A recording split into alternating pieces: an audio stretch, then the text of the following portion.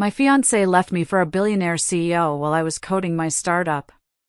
Ideas are worthless without connections, he sneered as he stole my work. Months later, he invited me to their wedding. I showed up in a white suit. What happened next left the entire room speechless. Hello everyone. Thank you for being here with me today. Before I begin my story, I'd love to know which city you're joining us from. Please feel free to share in the comments. Now, let me take you into this story. I never thought I'd be the woman with a revenge story. Honestly, I never thought I'd be the type. My name is Maren Brooks, and for a long, long time, I was just a programmer. 3 years ago, I was living in Brooksville. You know, one of those small towns where everyone knows your name and you can get a decent cup of coffee at the diner. It's quiet. It's predictable. I had a small apartment, a mortgage that felt way too big for it, and a startup idea that kept me up at night. My living room wasn't really a living room, it was mostly computer equipment, servers humming, and wires everywhere. And I had a fiancé. His name was Derek Shaw. I thought he was the love of my life. I really did. We had a 5-year plan. We had inside jokes. We were a team. Or so I thought. I remember this one evening, it was a Tuesday, late. It was raining outside, that cold November rain that gets into your bones. The only light in the apartment was the blue glow of my 3 monitors. I was so close. I was hunched over the keyboard, my hair in a messy bun I'd probably had for 2 days, putting the finishing touches on what I just knew, would be revolutionary software. I could feel it. That breakthrough was just on the other side of this one last bug. Maren, we need to talk. I barely looked up. My fingers were still flying. Just 5 more minutes, babe, I mumbled. I'm almost there with this code. This algorithm is it's working. No, Maren. Now. His voice. It had an edge. A coldness I hadn't heard before. It cut right through my concentration. I finally turned around, swiveling in my old office chair. I had to blink a few times, my eyes adjusting to the dim light of the room. He was standing by the doorway.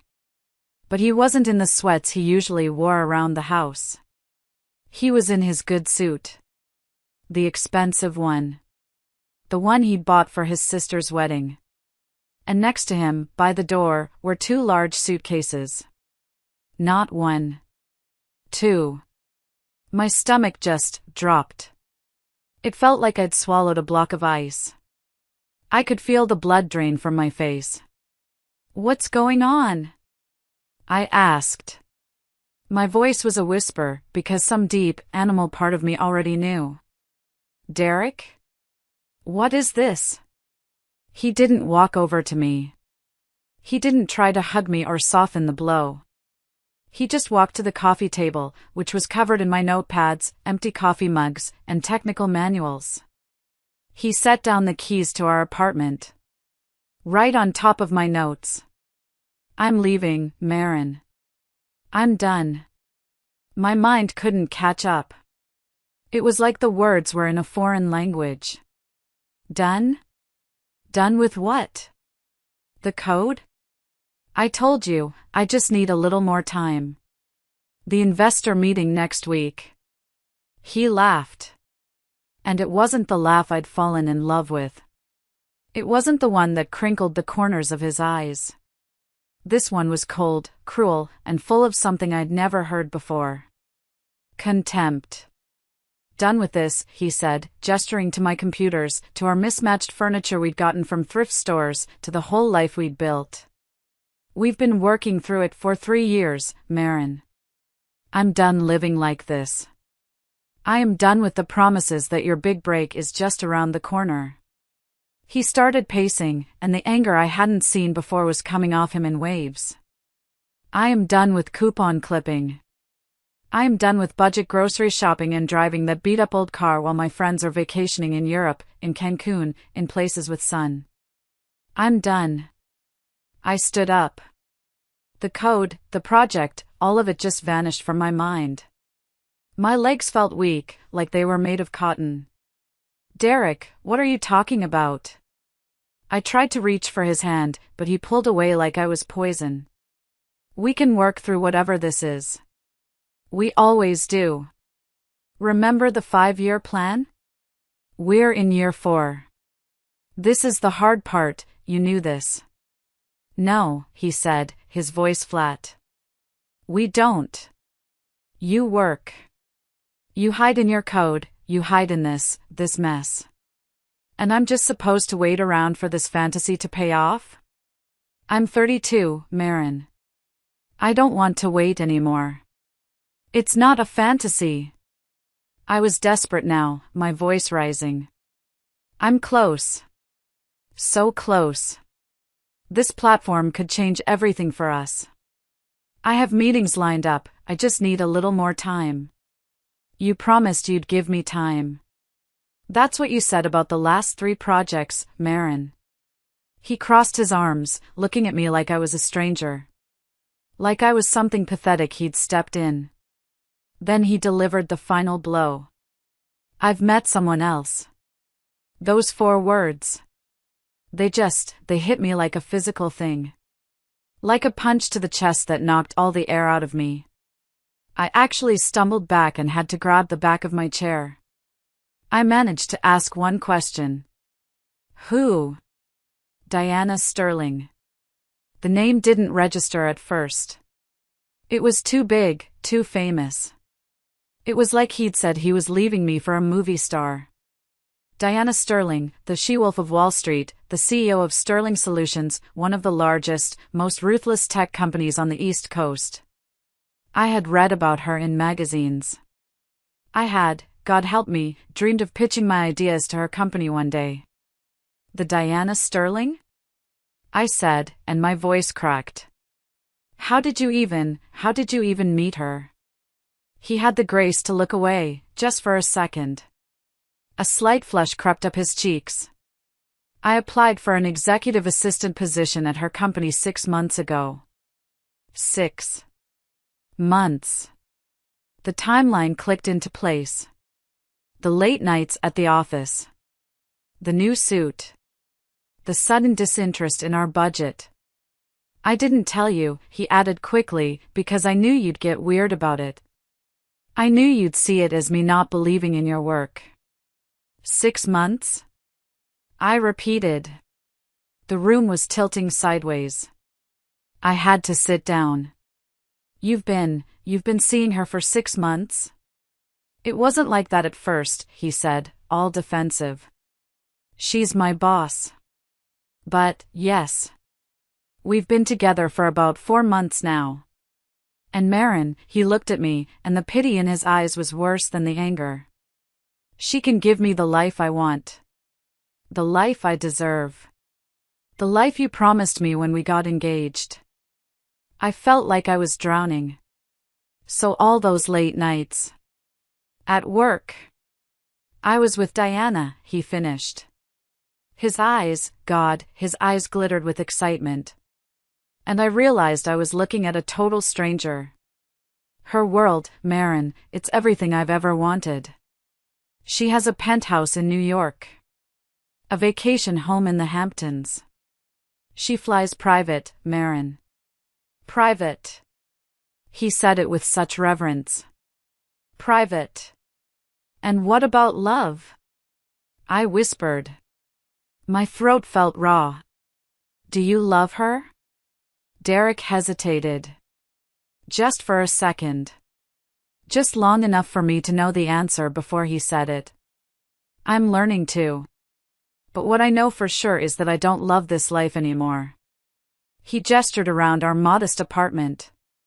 I don't love watching you waste your potential on pipe dreams that never pay off. This isn't a life, Marin, it's a waiting room. Waste my potential? That stung. Derek, I've been building something revolutionary. You've been hiding from reality, he snapped. Real successful people, Marin, they aren't holed up in apartments in Brooksville. They're out there, in New York, in Silicon Valley. They're making connections. They're making things happen. They're not just dreaming. I was stunned by the venom in his voice. This wasn't the man who'd held my hand when my father died. This wasn't the man who'd helped me build my first server rack, who'd brought me coffee at 3 a.m. So that's it? I said, my voice numb. After 5 years together, you're just walking out. Diana is waiting for me downstairs. He checked his watch. A new one. Gold. One I'd never seen before. I'll be staying at her place in the city until I find my own. Her lawyer will be in touch about dividing our assets. Though, he added, with that same cruel smile, there's not much to divide, is there? The look he gave me. It was so full of contempt.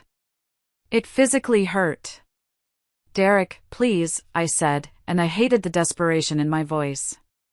Just give me one more chance. The platform is almost ready.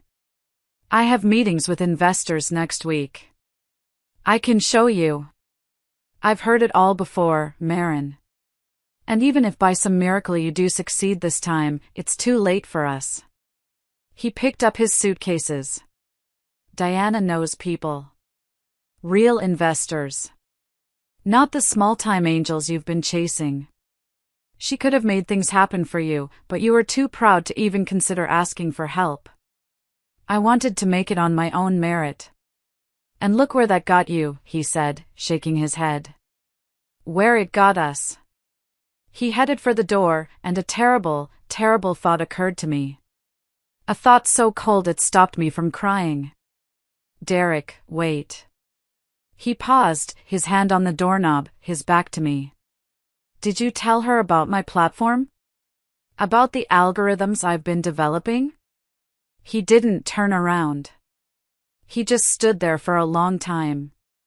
The only sound was the hum of my servers and the rain lashing against the window. She was interested, he finally said, his voice quiet. She's a CEO, Marin. She's always looking for the next big thing. She asked questions. I might have shared some details. The betrayal was complete. It wasn't just that he was leaving me for another woman. It wasn't just that she was rich and powerful. He had taken my work. My life's work. My baby. And he had given it to her. You had no right, I said, and my voice wasn't desperate anymore. It was hard. It was cold. He turned, and for a second I thought I saw remorse. But then it was gone, replaced by that defensive arrogance. It doesn't matter, Marin. Even if your idea is as good as you think, Diana has the resources to develop it better and faster.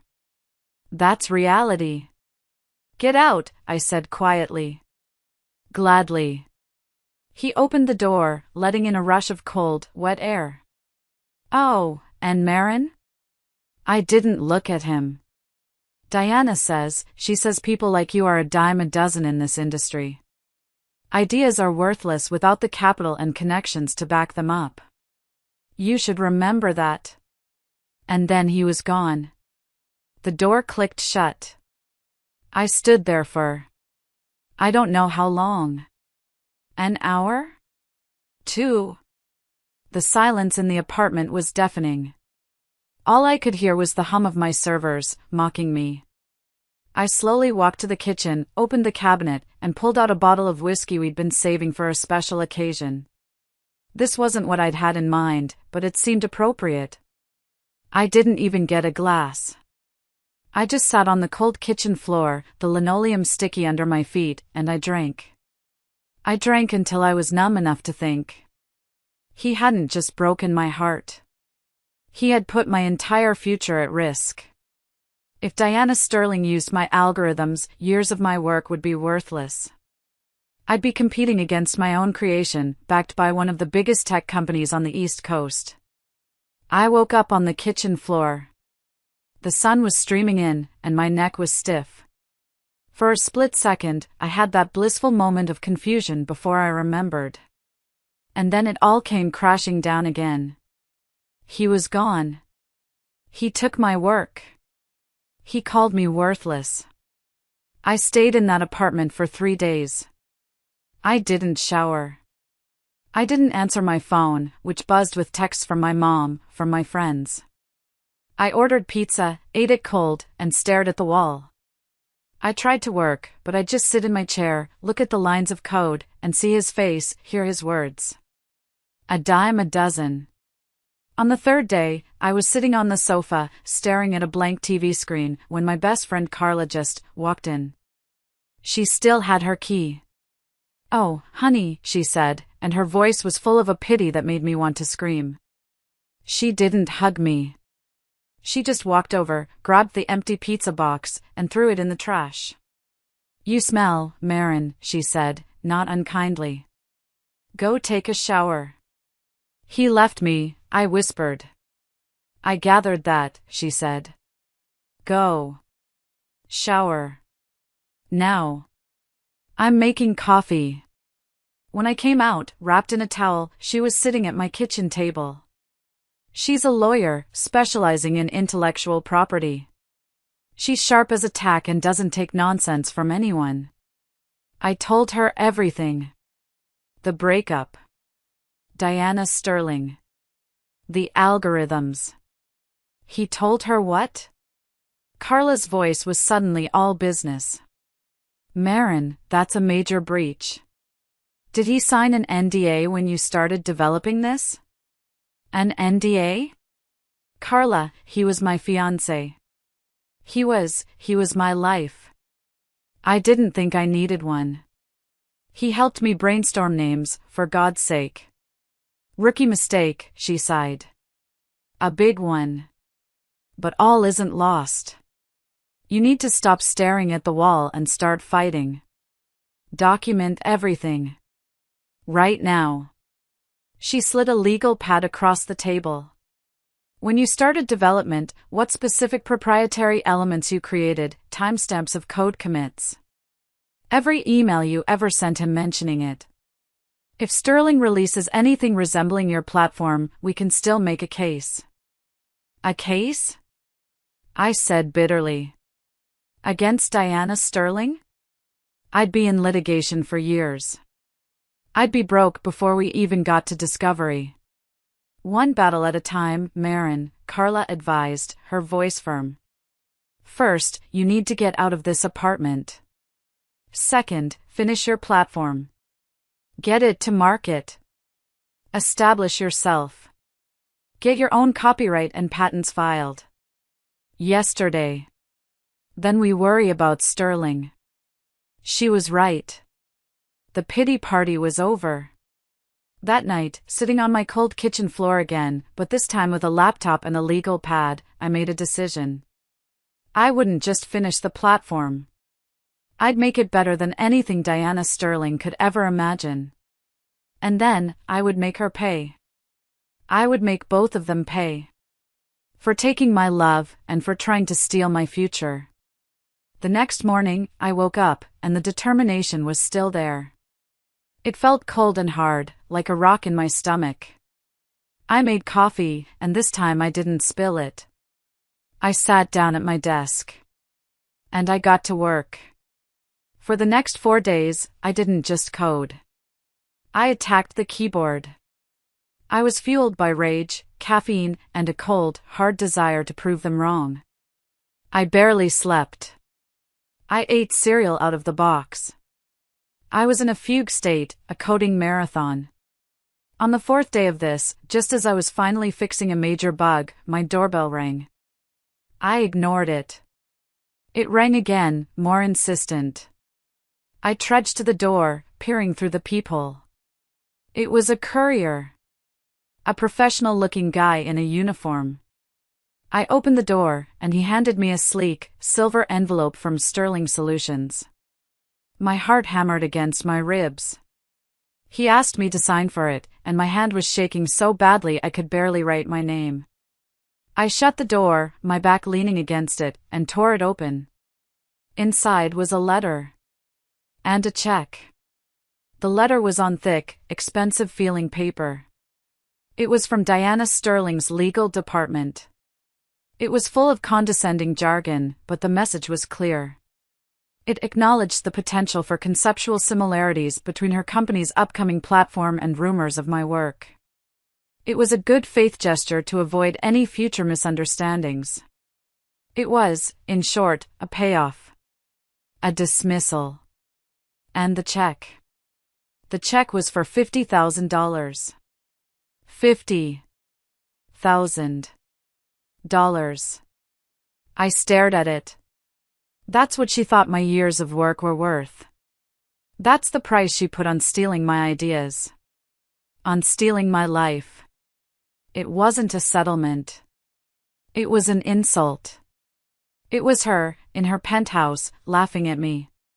Telling me to take the chump change, be a good little girl, and go away. I stared at the check, and the fury that had been simmering for a week just exploded. It was a hot, white rage. I didn't scream. I didn't cry. I walked very calmly to my desk. I picked up the check. And I ripped it into confetti. Tiny, tiny pieces. I let them flutter into the trash can. Then I grabbed my phone. Walter? I said, when my one potential angel investor answered. Walter Hayes. An older, semi-retired tech guy I'd met at a small-time conference months ago. He'd seemed intrigued by my ideas but had been non-committal. Marin. I was wondering if I'd hear from you. How's that project coming? I'm ready to show you the platform, I said, my voice steady and cold. Tomorrow. 9 a.m. The next day, I put on the only decent blazer I owned. It was from a discount store, and it smelled a little like my closet. I drove to Walter Hayes's home office. It was one of those rooms with dark wood, books everywhere, and a faint smell of old money and leather. It was terrifying. I'd worked through the night to prepare the demo, pushing myself past exhaustion to make sure every feature was perfect. I felt sick with nerves. So, Marin, Walter said, peering at me over his glasses. Derek won't be joining us? He usually sits in on these meetings with you. He was your business manager, wasn't he? My throat tightened. No. We're separated. Walter raised an eyebrow. He was a shrewd old guy, he didn't miss much. I'm sorry to hear that. Recent? Very. I cleared my throat, forcing myself to meet his gaze. But that won't affect the project. If anything, I'm more committed than ever to making this work. I see. Walter studied me for a long moment. I could see him calculating. Was I a mess? Was I a bad investment? Well, he finally said, leaning back. The floor is yours. Let's see what you've got. I took a deep breath. And I launched into it. I didn't just talk. I showed him. I explained how my predictive analytics platform could process unstructured data, social media comments, customer service logs, all the messy, human stuff, faster and more accurately than anything currently on the market. As I demonstrated the software, I could see Walter's interest visibly grow. He leaned forward, his eyes fixed on the screen. He stopped me, asked me to run a query. I did. This is impressive, Marin, he said when I finished. Very impressive. But I've been hearing rumors. Rumors that Sterling Solutions is working on something very similar, scheduled to launch within the next quarter. My heart sank. So Derek hadn't wasted any time. Diana was moving fast. Mine is better, I said firmly. And I can prove it. How? Give me a data set. Any data set. Something your team is stuck on. Let me show you what this platform can do in real time. Walter considered this. He liked a gamble. He picked up his phone, made a brief call, and within minutes, his assistant emailed over a massive, messy data set from one of his portfolio companies. Customer behavior patterns that had been proving impossible to analyze effectively. "They've had a team of 6 on this for a month," he said. "Show me what you can do with this," he challenged. I imported the data. I set the parameters. I let my algorithms work their magic. The room was silent, except for the click of my laptop. Within minutes, not weeks, minutes, patterns began to emerge. Clear correlations. Predictive insights. Things that would have taken a team of analysts weeks to find. Walter leaned so far forward he was almost out of his chair. His eyes were wide. "That's remarkable." "This is just the beginning," I said, feeling the first real spark of hope since Derek had walked out. "With proper funding, I can expand the capabilities even further. I can scale it." By the end of the meeting, Walter wasn't just interested. He was excited. "I'm prepared to offer $2 million in seed funding," he said, scribbling on a legal pad. "For 15% equity." I almost fainted. $2 million. "But I need you to move fast, Marin. If Sterling beats you to market, even with a worse product, her name and connections." "They won't," I promised. "And Walter?" "I need something else." He looked up, pen poised. "What's that?" "Connections." My voice was firm. "I need to be introduced to the right people. Not just for the business, but to build a profile. I want the tech world to know who is behind this platform." Walter smiled, a slow, appreciative smile. "That, Marin, might be even more valuable than the money. Consider it done." As I walked out of his office with a signed term sheet, I felt something I hadn't experienced in a very long time. Hope. And something else, too. The first, cold, calculating stirrings of a plan. A plan that went beyond just succeeding. A plan to take everything from Diana Sterling, just as she had tried to take everything from me. The next 3 months were a blur. A blur of 20-hour workdays, endless coffee, and code. I barely left my apartment, except for meetings with Walter and his network. I officially incorporated Brooks Analytics. I hired a small but brilliant team of developers, 2 guys, Raj and Kevin, and another woman, Sarah. All outliers like me, all with something to prove. We worked out of my living room, which was now even more full of computers. The smell of stale pizza and energy drinks was constant. But it was exciting. We were building something real. In the middle of all this, I had to finalize the legal side of things with Derek. I met Carla at a small coffee shop. She slid the papers across the table. "This is it," she said.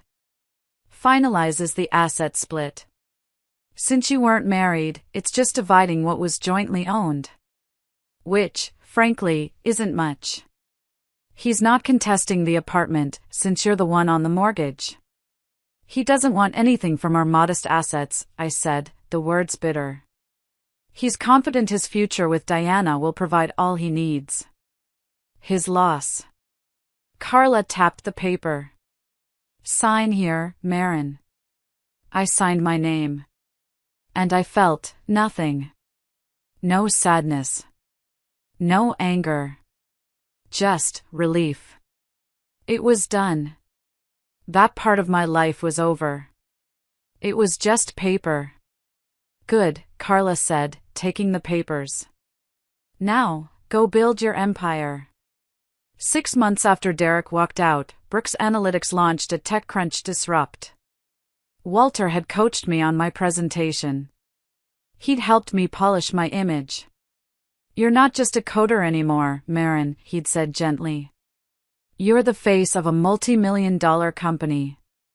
He hired a consultant for a day.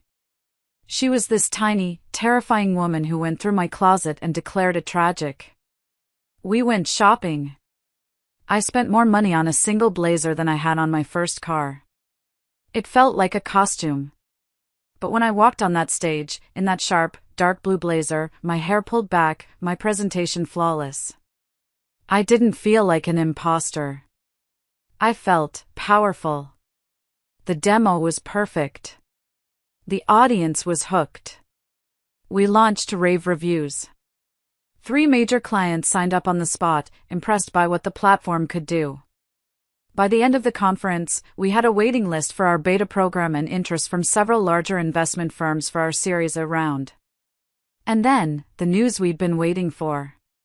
Stanton Enterprises, no, Sterling Solutions, announced a delay in the launch of their analytics platform, citing technical challenges. I knew why. I knew it in my bones. They had tried to reverse engineer my ideas based on what Derek had told them. But Derek wasn't a programmer. He didn't know the why.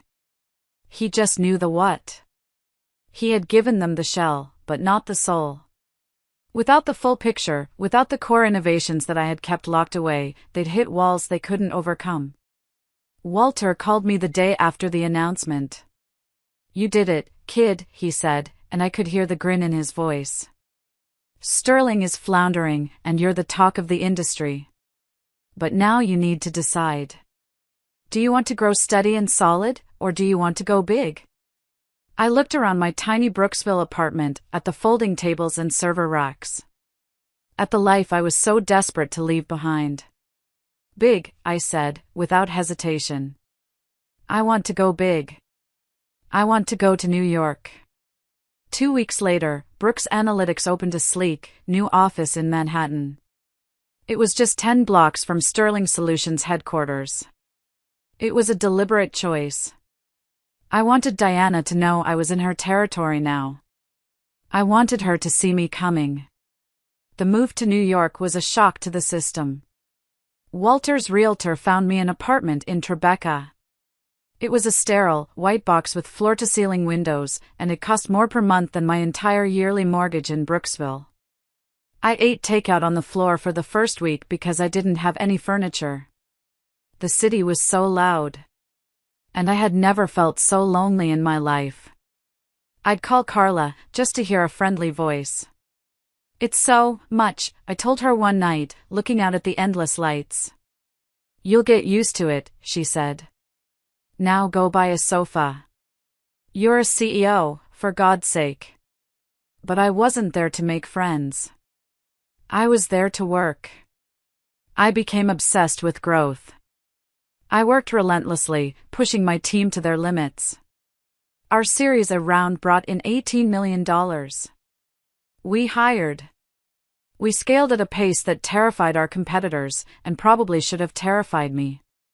I transformed myself completely. Not just the company. The awkward programmer from Brooksville disappeared. She had to. Walter's consultant came back. "You're a New York CEO now, Marin," she said. "You need to look like one." So, I got a new wardrobe. Tailored suits, sharp dresses, shoes that cost more than my first car. I learned to walk into a boardroom and command attention. My new apartment, my new clothes, my newfound confidence, they weren't just for show. They were armor. Walter encouraged me to be seen. "You need to be in the right rooms," he said. So I dated, strategically. High-profile men, bankers, even a minor politician. Men who appeared in the society pages. I remember one date. A banker. He spent 20 minutes talking about his watch. He didn't ask me a single question about my work. I realized, sitting there, sipping a $30 cocktail, this was the world Derek wanted. This was what he'd left me for. It was so shiny. And so empty. I wanted Derek, when he opened the paper over coffee in Diana's penthouse, to see my face. To see me at those parties, on those benefit committees. I wanted him to see exactly what he'd walked away from. 9 months after our launch, Brooks Analytics had grown to a team of 50. Our client list included Fortune 500 companies. Our valuation was approaching $200 million. We were directly competing with Sterling Solutions for contracts. And we were winning.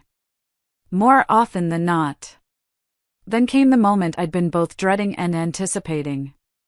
An invitation. To speak at the annual Tech Innovation Summit. The keynote speaker for the second day.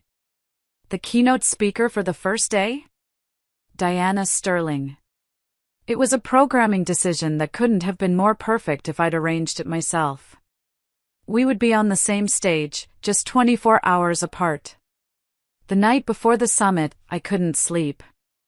I stood at the floor-to-ceiling window of my hotel suite, looking out at the Manhattan skyline. I rehearsed my presentation in my head, over and over. But I was also rehearsing something else. What I would say. What I would do when I saw them. Would she even know who I was? Had Derek told her about her new, noisy competitor? The next morning, I arrived early. I sat in the front row for Diana's presentation. I sipped my water and I waited. When Diana Sterling took the stage, the room was packed. She was impressive. I had to give her that. Tall, blonde, in a power suit that screamed I'm in charge. She was polished, articulate, and utterly cold. Her presentation was full of buzzwords and grand promises about the future of AI. It was all fluff. No substance. Then, it was my turn. The moderator announced my name. And now, please welcome Maren Brooks, CEO of Brooks Analytics. I walked onto the stage. The hot lights were blinding. I found my spot, and as my eyes adjusted, I scanned the crowd. And I saw them. They were in the third row. Diana, looking regal and bored, checking her phone. And next to her, Derek. He looked stunning in a bespoke suit, every inch the perfect, handsome accessory. Our eyes met. I saw it. The flicker. The shock. The pale, sick look on his face as he realized who was on the stage. He hadn't expected this version of me. Confident. Successful. Commanding the room. I smiled. A small, tight smile, just for him. And then I turned to the audience, and I began. I didn't talk about buzzwords. I talked about results. I showed them, in real time, what my platform could do. I put up case studies, data, and hard numbers. I explained how we were revolutionizing predictive data analysis. The audience was hooked. They weren't just polite, they were engaged. When I finished, the applause was enthusiastic, genuine.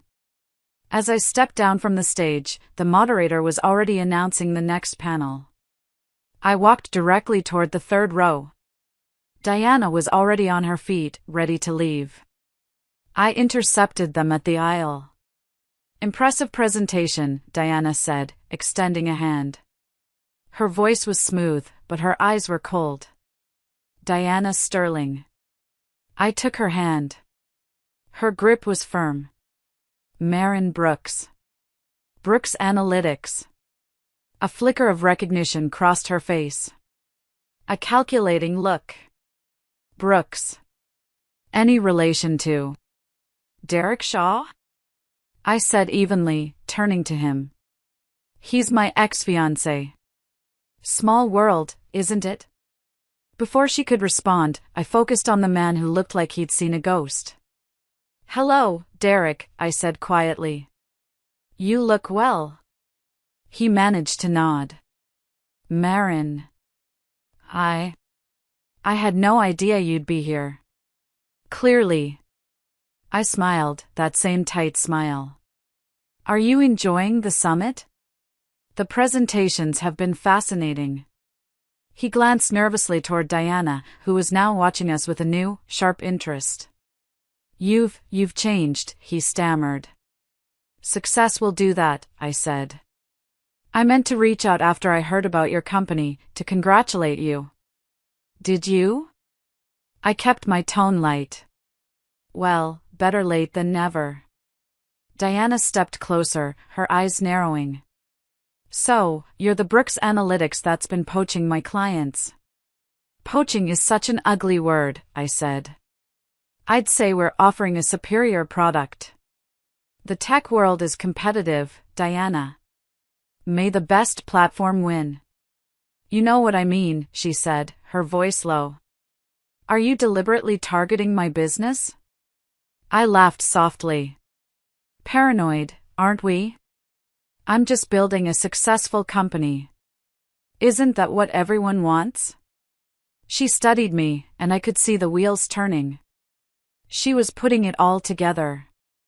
The ex-fiancé. The rival platform.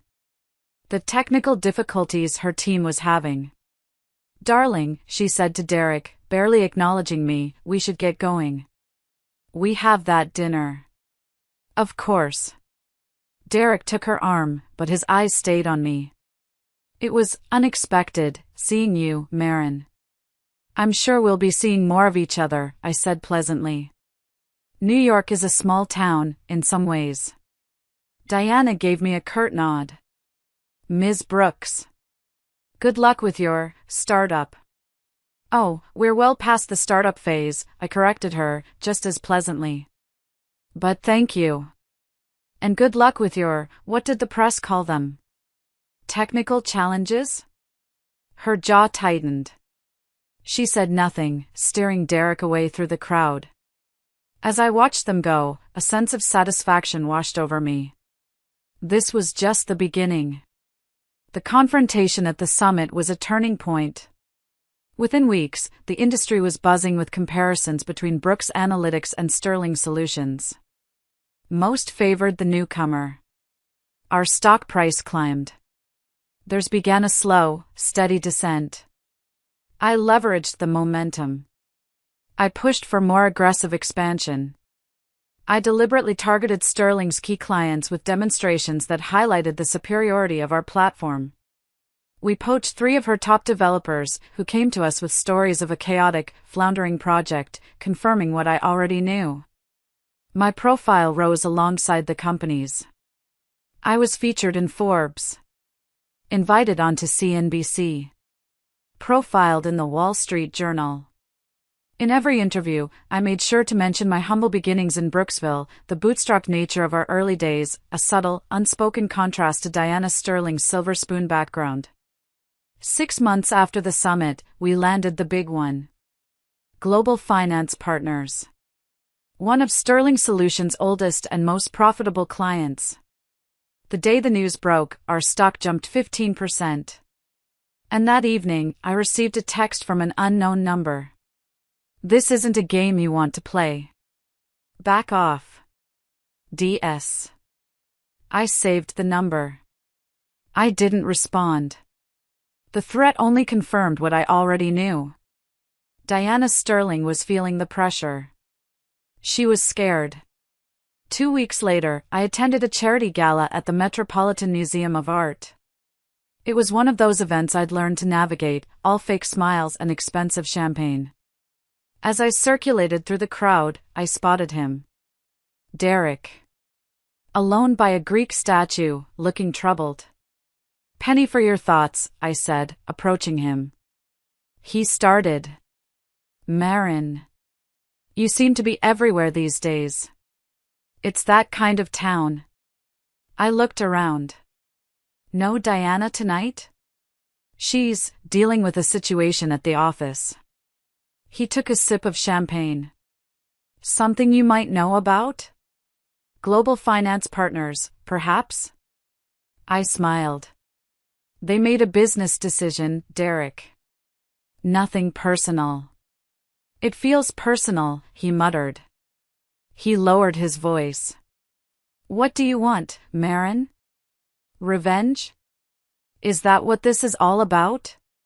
This is about building the best company I can, I said smoothly. If that happens to impact your fiancé's business, well, competition is healthy. Isn't that what you told me? He studied me, his eyes searching mine. You've become exactly what you used to criticize. Cutthroat. Obsessed with success. Willing to step on others to get ahead. I learned from the best, I said. I gestured around the opulent room. Isn't this what you wanted? The galas, the recognition, the success. I'm just giving you a chance to see what it would have been like if you'd stayed. That's cruel, he whispered. Crueler than walking out on your fiancé the day before her big break? Crueler than sharing her proprietary work with a competitor? I kept my voice gentle, at odds with my words. I don't think so. He flinched. Diana and I are getting married, he said abruptly. Next month. At the plaza. I raised an eyebrow. Congratulations. I'm sure it will be beautiful. I want you to stop this. Whatever it is you're doing. He actually gripped my arm. As a wedding gift. I laughed. I couldn't help it. A wedding gift? Now who's being cruel? No, Derek. I'm just getting started. Diana is dangerous when she's cornered, he hissed, his face pale. Marin, you don't know what she's capable of. She's not easy, Marin. This wedding, it has to be perfect. She's obsessed. I got it. He wasn't just warning me. He was terrified of her. Neither does she know what I'm capable of, I said. I removed his hand gently from my arm. Enjoy the rest of your evening. Give my best to the bride. As I walked away, my phone buzzed with a text from my CFO. We need to talk. Sterling's making moves. The game was escalating. The next morning, I learned what Diana's moves entailed. Sterling Solutions had filed a lawsuit against Brooks Analytics, claiming intellectual property theft and corporate espionage. The irony. The sheer, blatant audacity of it was almost comical. I called an emergency meeting with Carla and Walter. We gathered in my conference room, the war room. They have nothing, Marin, Carla assured me after reviewing the filing. This is a desperation play. It's a classic slap suit. Meant to spook your investors and slow your momentum by burying us in legal fees. It's a war of attrition. She thinks she has deeper pockets. This is a baseless attack, Walter said, his voice hard. It's meant to bleed you dry. Can we counter? I asked, my voice cold. Carla grinned. With pleasure.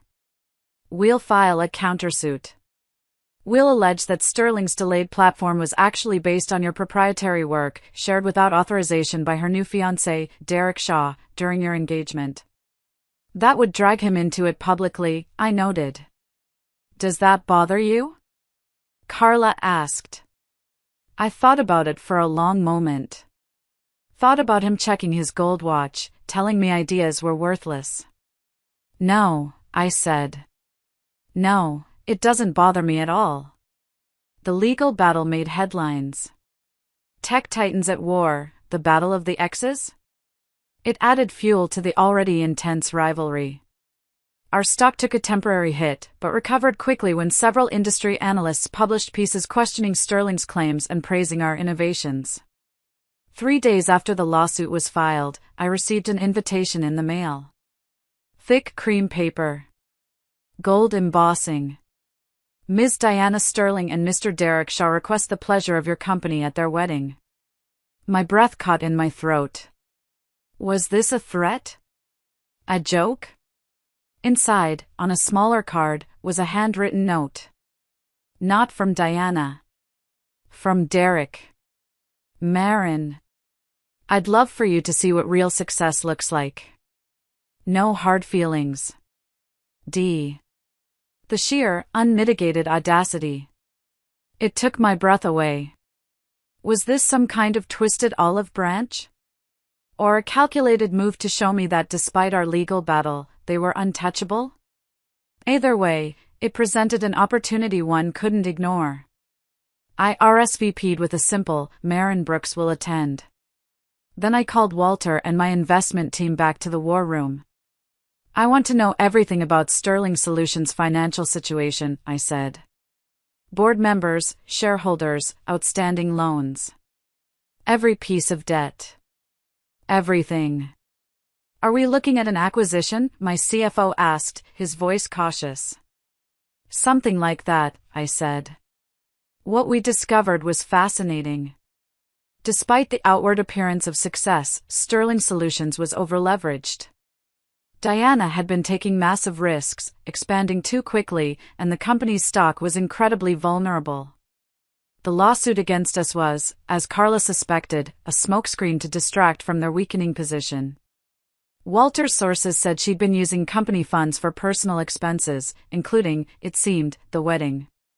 It's a house of cards, Walter said, leaning back in his chair.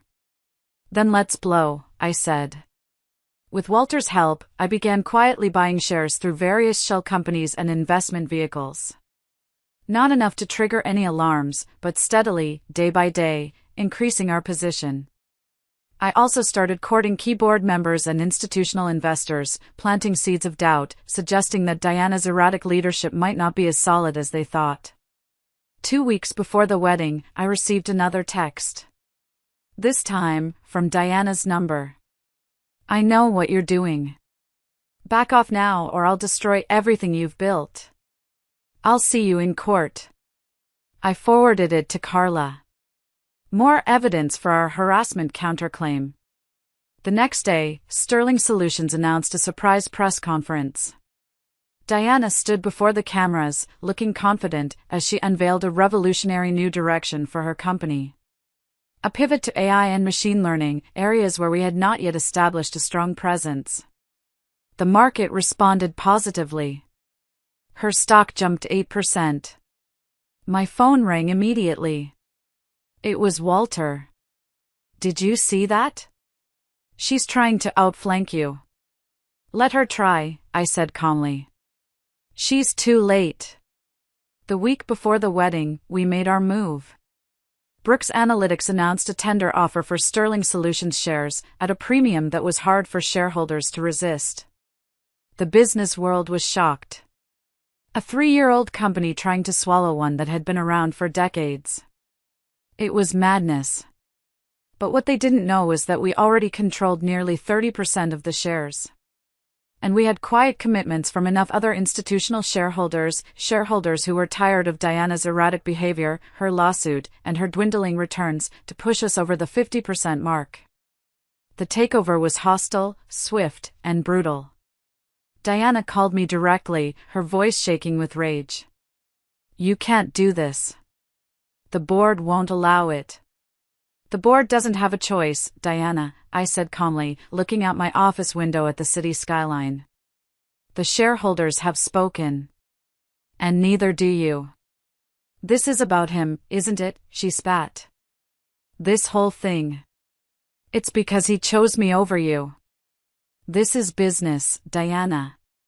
You tried to steal my work. You threatened me. You sued my company. Did you really think there wouldn't be consequences? I'll fight this, she promised. With everything I have. You don't have much left, I pointed out. But hey, look on the bright side. You still have the wedding to look forward to. I paused, letting that sink in. Speaking of which, I added, I'm looking forward to meeting your board members in a more social setting. I'll see you on Saturday. I hung up before she could respond. The timing wasn't a coincidence. I wanted her distracted. I wanted her off balance. I wanted her humiliated right before her big day. But I didn't want to stop the wedding. No. I very much wanted that to proceed. Because I had one more card to play. The day of the wedding dawned bright and clear. I dressed carefully. Not in a gown. In a custom Tom Ford suit. White, ironically. Underneath, a black silk shell. I selected a platinum Patek Philippe watch, a recent indulgence. I had my driver take me to the plaza. My plus one wasn't a date. It was Jessica, my new VP of operations. A shrewd, sharp businesswoman who understood exactly what today was about. Remember, I told her as we pulled up to the hotel, we're not here to make a scene. We're here to observe. Jessica nodded, a small smile playing on her lips. And to be observed. The plaza's ballroom was a wonderland. Transformed with white orchids and roses everywhere. A string quartet played softly. Guests in designer finery mingled, sipping champagne. I recognized faces from magazine covers, from business news. Diana had invited the cream of New York society. I found my name on the seating chart, took my seat quietly in the middle row, and waited. I watched Derek standing at the altar. He was fidgeting with his cufflinks. He looked pale, nervous, but handsome in his bespoke tuxedo. He looked, I thought with a pang of, not sadness, but something, like an accessory. Which, I supposed, he was. Then the music swelled. Diana walked down the aisle. She was a conqueror. Her Vera wine gown probably cost more than my first apartment. She beamed at her guests, at her groom, every inch the successful, powerful woman. I felt nothing. Not anger. Not loss. Not even satisfaction. Just a curious detachment, as if I were watching a movie about someone else's life. They exchanged vows. Rings were presented on a silk pillow. They sealed their union with a kiss. The guests applauded. I clapped politely along with everyone else. It was during the reception that things began to unravel. Diana and Derek were making their rounds, accepting congratulations. Derek looked happy. Genuinely happy. Relieved, even. And then, Diana's phone, tucked in a tiny, beaded purse, began to buzz. She checked it, frowned, and excused herself. Minutes later, she returned, looking pale. I sipped my champagne and watched. She whispered urgently to one of her executives, who was also a guest. His phone began to buzz. Then another. And another. The elegant, old-money crowd at the wedding, the business half of it, anyway, was starting to realize something was happening. The air in the room shifted. And then, Diana saw me. Our eyes met across the room. From behind my champagne glass, I raised it in a silent toast. The confusion on her face quickly morphed into shock. Into dawning recognition. Followed by something much, much darker. She started toward me, but was intercepted by another board member, who grabbed her arm and showed her something on his tablet. Diana's face drained of all color. The news was breaking. On all the financial networks. Brooks Analytics has successfully acquired a controlling interest in Sterling Solutions. Effective immediately, the board will be restructured. Maren Brooks will be the new chairman. In other words, I now owned her company. And right at that moment, just as Diana Sterling realized that everything she had built was gone, I want to pause for just a second. If you are still listening, if you're still here with me, please help me by liking this video and commenting the number 1 down below. It lets me know that you're here, that you're part of this, and that you get it. It's a small thing, but it means the world to me. It lets me know I'm not just talking into the void. Please, comment the number 1 so I know you're here, and now, let me tell you what happened next. Derek, still floating on his bridal bliss, seemed oblivious. He was chatting with guests, showing off his new ring, accepting compliments. I decided it was time to offer my personal congratulations. Derek, I said, approaching him with a warm smile. He turned, and the shock on his face was priceless. Maren. I didn't think you'd actually come. And miss your big day? Never. I leaned in and kissed his cheek, breathing in the same expensive cologne he'd been wearing the day he left. Marriage is a serious commitment. Almost as serious as business. His eyes narrowed slightly. What are you doing here, Marin? Really? I was invited. I held up my hands innocently. And I wanted to see how the other half lives. It's very impressive. He studied me, taking in the suit, the watch, the confidence that hadn't been there before. You've changed. Success will do that, I said lightly. I heard your company was doing well. But Brooks Analytics, I supplied. Speaking of which, have you checked on your new wife? She seems a bit preoccupied. Derek frowned and looked across the room, where Diana was now surrounded by a group of agitated men in suits, her face a mask of barely controlled rage. What's going on over there? He asked, the first flicker of worry on his face. Oh, just some business news breaking, I said, taking another sip of champagne. Nothing that should ruin your special day. Tell me, Derek, are you happy? Did you get everything you wanted? He seemed taken aback by the question. Of course I am. Diana. Diana gives me everything I could ever ask for. Everything has a price, I said mildly. I learned that from you. Before he could respond, Diana appeared at his side. Her face was ashen. Derek, she snarled, we need to talk. Now. Diana, what's wrong? It's our wedding reception. Ask her, Diana spat, glaring at me. I extended my hand. Diana Sterling, we've never been formally introduced. Marin Brooks. Congratulations on your marriage. You make a lovely couple. She ignored my hand. You orchestrated this. Today. Of all days. Orchestrated what? Derek looked between us, completely, utterly confused. She's taken over the company, you fool.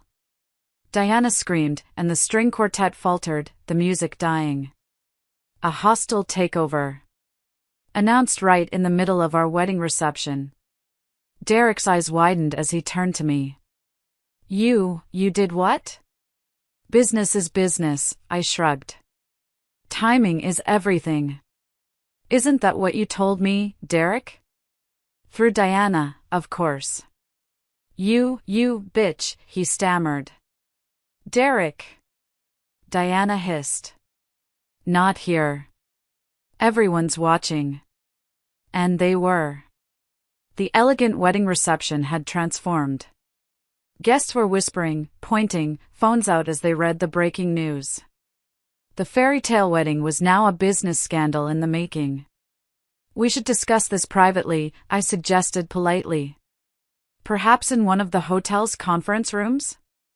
My team has prepared a transition plan. It's quite generous, all things considered. Diana looked like she might explode. You think I'm just going to hand over my company? The company I built from nothing? You don't have a choice, I said calmly. The shareholders have spoken. But I'm willing to keep you on in an advisory capacity. If you're interested. An advisory capacity, she repeated, incredulously. At my own company? My company now, I corrected her. Though technically it belongs to the shareholders. And they've lost confidence in your leadership. Derek was just staring at me, like he'd never seen me before. Marin, how could you do this? Today? Of all days? How could I? I laughed softly, a real laugh this time. Derek, you left me for this woman, the day before I secured the funding that changed my life. You shared proprietary information about my platform with her. And then you had the audacity to invite me here, to watch you marry her. Did you really think I would just sit back and applaud? Diana's head snapped toward him. What proprietary information? Derek, what is she talking about? A flash of guilt crossed Derek's face. It wasn't like that, Diana. I just mentioned her project in passing.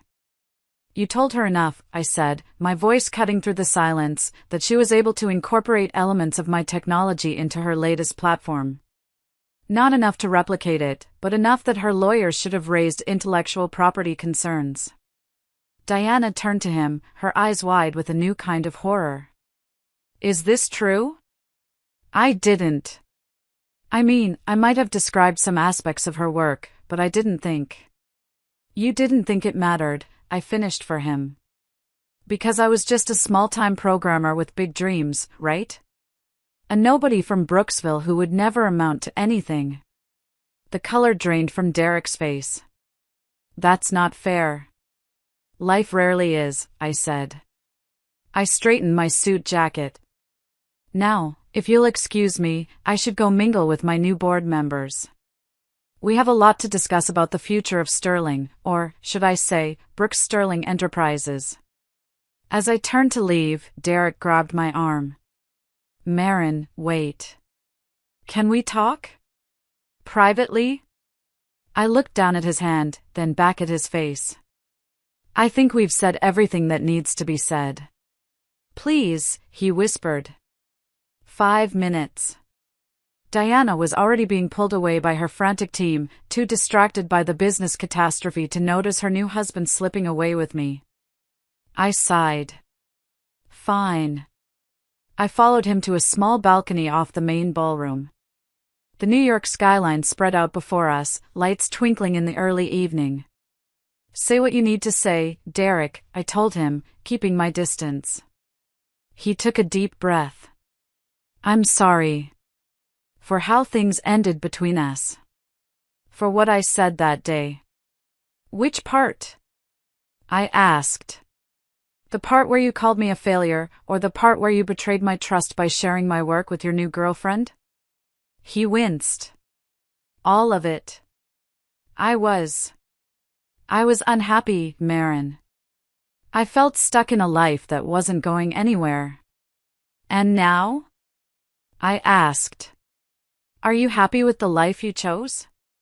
He looked back toward the reception, where the chaos was still unfolding. I thought I was. Until the money and power were threatened, I noted. Interesting how that works. That's not fair. I didn't marry Diana for her money. I raised an eyebrow. Not just for her money, he amended. She was stable. Established. She knew what she wanted and how to get it. And I didn't. You had dreams, Marin. Beautiful dreams. But dreams don't pay the bills. I gestured to myself. The suit. The watch. The city behind me. Does this look like a dream to you? Brooks Analytics is valued at over $1 billion. We employ 300 people. And now, we own Sterling Solutions. Derek looked at me with new eyes. I didn't know it would happen so fast. When I heard your company was doing well, I thought. I don't know what I thought. That you'd had a moderate success. That you'd finally gotten your little project off the ground. You never believed in me, Derek, I said, and the sadness of that, after all this time, was still there. Not really. That's not true, he protested. You supported me until something better came along, I said. I leaned against the balcony railing. Why did you invite me to the wedding, Derek? The real reason. He looked away. I don't know. Maybe I wanted you to see that I was happy. Maybe I wanted closure. Or maybe, I suggested, you wanted to rub your new life in my face. To prove to yourself that you'd made the right choice by leaving. Maybe, he admitted quietly. I didn't expect this. He gestured vaguely toward the reception. What happens now, Marin? Now, Diana has 2 choices. She can fight a losing battle to keep control of her company, or she can accept my generous transition package and walk away with her dignity somewhat intact. And us, he said, stepping closer. What about us? There was a vulnerability in his voice I hadn't heard in years. I studied him for a moment. The man I had once loved more than anything. The man who had broken my heart and, in doing so, had inadvertently set me on the path to where I stood today. There is no us, Derek, I said. There hasn't been for a long time. But there could be, he said quickly, stepping even closer. He tried to touch my arm. We could try again. Things are different now. You're different. I almost laughed. You're married. As of about, an hour ago? Marriages can be annulled, he said, his voice low. Diana and I, it's complicated. She's not a warm person, Marin. And now, with everything that's happened, she'll blame me. Let me get this straight, I said slowly. You're suggesting we rekindle our relationship. Now that I'm successful. Now that I have money and power. He flushed. That's not fair. I always cared about you, Marin. We had history. History isn't enough. I straightened up, moving toward the door. You know what I realized after you left, Derek? That I deserve someone who believes in me when things are hard. Not just when it's easy. Someone who sees my potential even when I'm still in the messy building phase. You weren't that person. I made a mistake, he whispered. Yes, you did. I nodded. And now we live with the consequences. I could see the desperation growing in his eyes as he realized I wasn't going to offer him an escape route. What am I supposed to do now? He pleaded. Go back in there and pretend everything's fine while my wife's company falls apart? That's up to you, I said. But if I were you, I'd start looking at that prenup. Diana's net worth just took a significant hit. You're enjoying this, he accused me, his voice turning bitter. Watching us suffer. No, I said honestly, and it surprised me that it was true. I thought I would. I really did. But I don't. I just feel free. I never meant to hurt you, Marin, he said, his eyes filling with tears. I just wanted more than what we had. And now you have more than you bargained for, I replied. Goodbye, Derek. I walked back into the reception to find it in complete disarray. Diana was nowhere to be seen, whisked away to an emergency meeting with her lawyers, no doubt. Guests were leaving in droves. The celebration was effectively over. Jessica, my VP, found me by the bar. Mission accomplished? I nodded. Let's get out of here. As we headed for the exit, a commotion near the gift table caught my attention. Diana had returned. Her hair was mussed, her veil was torn, and her face was flushed with what I assumed was a combination of rage and alcohol. Brooks, she shouted, pointing at me. The remaining guests turned to stare. You think this is over? You think you've won? She stalked toward me, her movements unsteady in the giant wedding dress. Diana, Derek pleaded, trying to take her arm. Not here. Let's go. She shook him off. No. I want everyone to know what kind of woman she is. The kind who'd ruin a wedding out of spite. I stood my ground as she approached. I think you've had enough champagne, Diana. Why don't you listen to your new husband? My husband? She laughed, a bitter, sharp sound. The man who was so impressed by your little computer program that he couldn't wait to tell me all about it. She turned on Derek, who looked horrified. Did you know she was planning this? Were you in on it?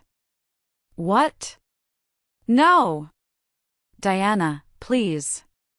Because it seems awfully convenient, she continued, her voice rising to a shriek. You leave her, you tell me about her project, and then, surprise, she shows up a billionaire and takes my company. The accusation hung in the air. That's enough, I said firmly. You're embarrassing yourself and your groom. You don't get to tell me what's enough. Diana lunged forward suddenly, grabbing my lapels. You've taken everything from me. Security was moving toward us, but before they could intervene, Diana swung wildly. Her fist, weighed down by a massive diamond ring, connected with my jaw. The impact was more surprising than painful. She was too drunk to put much force behind it. I stumbled back, but I didn't fall. The room went silent. I touched my jaw. Feel better? I asked quietly, straightening my suit jacket. Diana stood there, breathing hard, the fight seemingly gone out of her. 2 security guards took her arms. Don't worry, I told them. I won't press charges. It's her wedding day, after all. Derek rushed to Diana's side, his face a mask of mortification. I'm so sorry, he said, though it wasn't clear if he was apologizing to me or to the guests. Take care of your wife, Derek, I said. She's going to need you. As Jessica and I walked out into the cool New York night, the whispers followed us. By morning, the incident would be all over the business press. The wedding day takeover, followed by the bride's public meltdown. Was it worth it? Jessica asked as our car pulled away from the plaza. I touched my jaw, which was beginning to throb. Every damn second. The fallout was swift, and it was merciless. By Monday morning, Diana Sterling had been officially removed as CEO of what was now Brooks Sterling Enterprises. The board voted unanimously to accept the new leadership structure, eager to distance themselves from the scandal. Diana's downfall was spectacular. She gave a few scathing interviews on financial networks, but she just looked unhinged, her accusations increasingly desperate. Within months, her reputation was in tatters. Her social circle evaporated. The last I heard, Derek had filed for an annulment. The prenup he'd signed was ironclad, and without Diana's fortune, he disappeared from the social scene entirely. Rumor has it he's working in real estate somewhere in Florida, selling condos. As for me, Brooks Sterling Enterprises flourished beyond my wildest dreams. The predictive analytics platform that I started in my tiny apartment in Brooksville, well, it's now revolutionizing how businesses all over the world operate. The company that nearly died on my living room floor now employs thousands. I'm in a new apartment now. One I've actually bothered to furnish. It's nice. Quiet. Occasionally, I'll get messages from Derek. An email. A LinkedIn request. Attempts at reconciliation. Apologies. Sometimes, even pleas for help. I never respond. Some bridges, once they're burned, just can't be rebuilt. At my last board meeting, one of the new members asked if we'd ever drop the Sterling from our company name. I smiled. Never, I replied. It's important to remember where we came from. And where some people ended up. Thank you for listening to my story. It's a lot, I know. But telling it, sharing it with you, it feels like closing the final chapter. If you've ever been made to feel small, or had someone try to take what's yours, I hope this gives you a little bit of hope. Or at least, a little bit of satisfaction. If you liked this story, or if it resonated with you, please give it a like, and maybe even share it with someone who needs to hear it. And I'd love to read your comments. What would you have done? Let me know. Thanks for being here. Really.